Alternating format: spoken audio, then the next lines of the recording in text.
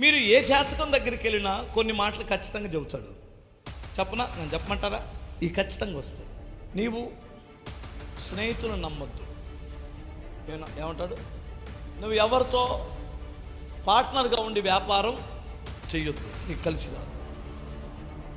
సహజంగా మనుషులు నమ్మదగినటువంటి వారని నాకు తెలుసు కదా. 2, నీ మీద నరదృష్టి బాగా పనిచేస్తుందంట.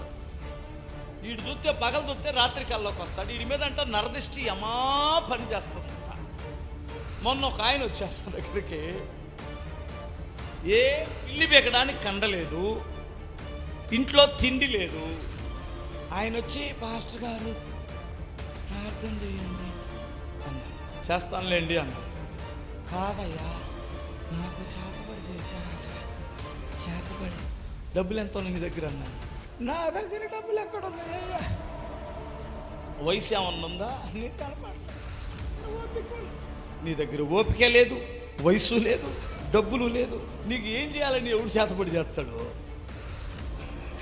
నిన్ను ఏం చేసుకోవాలి? నువ్వు చస్తే ఆ ముసల మేకైనా ఒక 500 కొంటారేమో కానీ నిన్ను రూపాయికి కొనేవాళ్ళు లేడు కదా. నీకు అర్థమైందా? నీకు ఎవడైనా చేతబడి చేస్తే నిమ్మకాయలు దండగా, ఆ నిమ్మకాయలు కొనుక్కోవాలి కదా. నిమ్మకాయలు దండగా ఎవడు చెప్పాడు నీకు అంటే? చెప్పారయ్యా. బుర్ర పని చేస్తుందా మీకు? వాడు ఏదో ఒకటి భయం చెప్పేసి నిన్ను పాడు చేస్తాడు. కానీ ఒక్క విషయాన్ని గుర్తుపెట్టుకో, నువ్వు నమ్ముకున్న సర్వశక్తి గల దేవుడు నిన్ను కాపాడేవాడు కొనుకడో నిద్రపో.